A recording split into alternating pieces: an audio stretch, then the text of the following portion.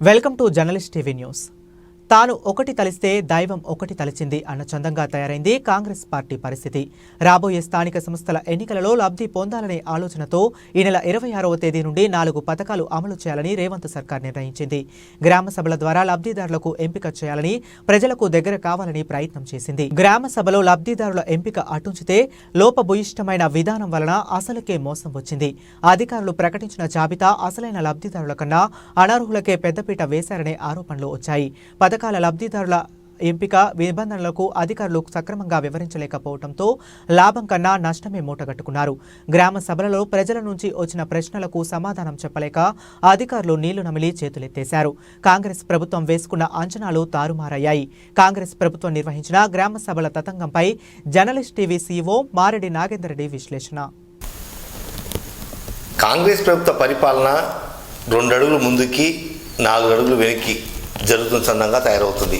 ఎందుకంటే ప్రభుత్వ సంక్షేమ పథకాల అమలు, దానిలో ఉన్న లోటుపాట్లు, తిరిగి ప్రభుత్వం ప్రజలతో మమేకం అవటం, ప్రజల నుంచి ఒక సానుకూలమైన వాతావరణం పెంపొందించుకోవడం అనేది ఏ ప్రభుత్వానికైనా ఒక ప్రధానమైన లక్ష్యం అని చెప్పవచ్చు. కానీ కాంగ్రెస్ ప్రభుత్వం కొలువు తీరి 13 నెలలు పూర్తి అయిపోయి 14 నెలల అడుగుపెట్టిన సమయంలో ఒక్కసారిగా మనం గత ఏడాది నుంచి జరుగుతున్న పరిణామాలను చూస్తే మాత్రం పరిపాలనా పరంగా విఫలమయ్యారనే ఒక అపవాదం మాత్రం కాంగ్రెస్ ప్రభుత్వం మూడగట్టుకుంది. ఎందుకంటే సరైన దిశానిర్దేశంలో వెళ్లకుండా, ఏకపక్షంగా మంచి చెడు విశ్లేషించుకోకుండా పథకాల అమలు తీరు విషయంలో ఒంటెత్తు పోకడం వలన కాంగ్రెస్ ప్రభుత్వం గతంలో ఏ ప్రభుత్వం కూడా అంత వ్యతిరేకతను కొద్ది సమయంలోనే పొందింది అంటే కేవలం ప్రస్తుతం రేవంత్ సర్కార్ అని చెప్పవచ్చు. ఎందుకంటే ఏదైనా పథకం అమలు చేయాలంటే ఆ పథకం అమలు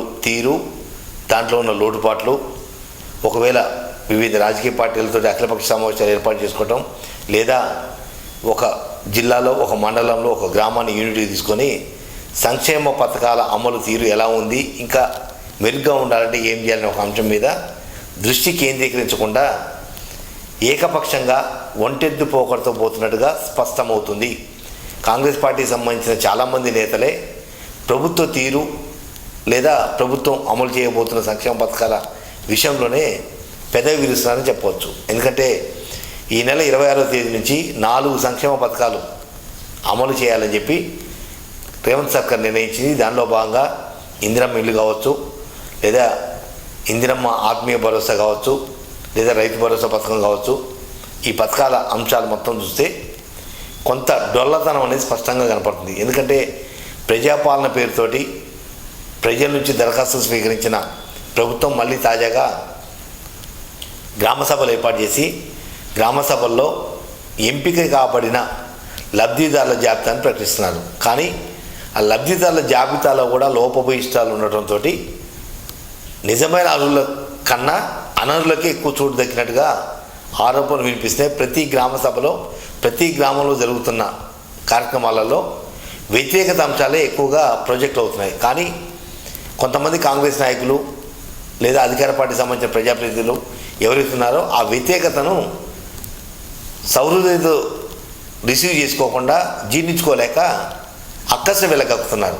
కానీ ఏదైతే ఇందిరమ్మ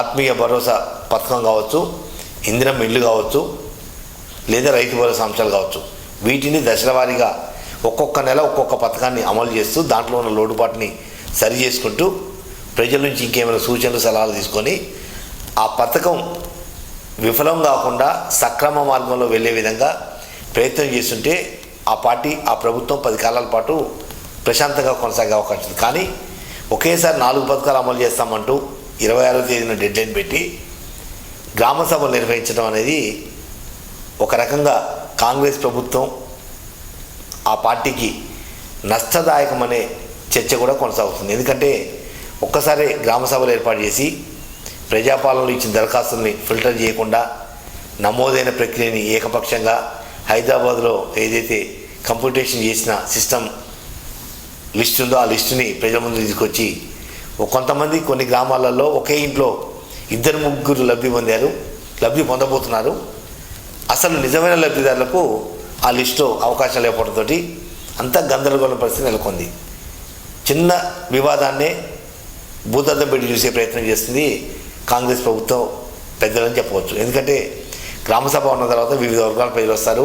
ఏడాది నుంచి జరుగుతున్న అంశాలంటే కూడా ఏకరువు పెట్టే పరిస్థితి కాబట్టి మమ్మల్ని ప్రశ్నించొద్దు, మేమేం చెప్తే అది మీరు వినాలి అనే ఒక వింత పోకడతోటి గ్రామ సభలు కొన్ని ప్రాంతాలలో నిర్వహించడం కూడా ప్రజలలో ఆగ్రహవేశాలకు కారణమవుతుంది.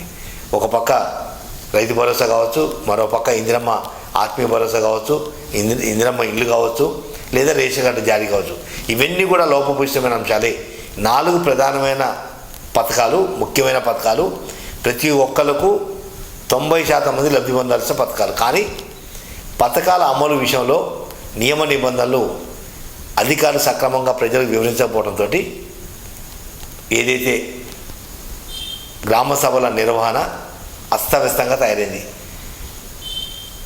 ఏ గ్రామంలో చూసినా, ఏ మండలంలో చూసినా, ఏ జిల్లాలో చూసినా చివరికి ఎమ్మెల్యేలు పుట్టి పెరిగిన గ్రామంలో గ్రామ సభ నిర్వహించిన వ్యతిరేకత తప్ప సానుకూలత అంశాలు ఎక్కడ కూడా కానరావటం లేదు. అసలు లబ్ధిదారులను ఏ ప్రాతిపదికన ఎంపిక చేశారంటే సమాధానం చెప్పే అధికారి లేడు. అటు ఆత్మీయ ఇందిరమ్మ భరోసా కావచ్చు, లేదా ఇందిరమ్మ పథకమే కావచ్చు, లేదా రేషన్ కార్డుల ఎంపిక కావచ్చు, ఇవన్నీ కూడా ఏకపక్షంగా ఇష్టానుసారంగా వ్యవహరించడం వల్ల గ్రామ సభలు అంత గందరగోళానికి, ప్రభుత్వ వ్యతిరేకతను మరింత పెంపొందించేందుకు ఒక వేదికగా మారే తప్ప కాంగ్రెస్ ప్రభుత్వానికి వచ్చిన లాభం అంటూ ఏమీ లేదు. మరి కాంగ్రెస్ ప్రభుత్వం ఏర్పడిన 14 నెలల కాలంలో మరి ఎలాంటి పథకాలు రూపకల్పన చేస్తున్నారో, ఎవరు ఎందుకు ఏ రకంగా ప్రజల్లో వెళ్ళేందుకు ప్రయత్నం చేస్తున్నారో అర్థం కావట్లేదు. కానీ మొత్తం మీద చూసుకుంటే మాత్రం గ్రామ సభలలో ఒకేసారి 4 పథకాల అంశాలు జోడించడం కూడా కాంగ్రెస్ ప్రభుత్వం మీద వ్యతిరేకతకు మరో బలమైన కారణంగా కనిపిస్తుంది. దాంతోపాటుగా నియమ నిబంధనలు స్పష్టంగా చెప్పకపోవటం, సంబంధిత అధికారులు ఎవరైతున్నారో అధికారులు రేషన్ కార్డు ఎలిజిబిలిటీ ఈ సిస్టమ్, ఇందిరమ్మ ఆత్మీయ పథకం ఎలిజిబిలిటీ ఈ సిస్టమ్, ఇందిరమ్మ ఏదైతే ఇండ్లు కావాలనుకుంటున్నారో వాళ్ళకు ఈ సిస్టంలో ఎలిజిబులా ఇన్ఎలిజిబులా అనేది స్పష్టత ఇవ్వకపోవటం వల్ల ప్రజలలో ఒక వ్యతిరేకత భావం, దాంతోపాటుగా ప్రభుత్వంపై తమ అక్కసును వెలగెక్కేందుకు గ్రామ సభలో ఒక వేదికగా మారని చెప్పచ్చు. ఇప్పటికైనా ముఖ్యమంత్రి రేవంత్ రెడ్డి సమయం మించిపోలేదు. మరో 6 నెలల తర్వాతనే స్థానిక సంస్థల ఎన్నికలు కాబట్టి జూన్ జూలైలో స్థానిక సంస్థల ఎన్నికలకు వెళ్ళే అవకాశం ఉంది. కాబట్టి ఈ 4-5 నెలల్లోనే లోపభూయిష్టమైన అంశాలని మళ్ళీ ఒక్కసారి తిరిగి చర్చించి ప్రజలకు సరైన పరిపాలన అందించే విధంగా ముందుకు వెళ్లాల్సిన అవసరం ఎంతైనా ఉంది.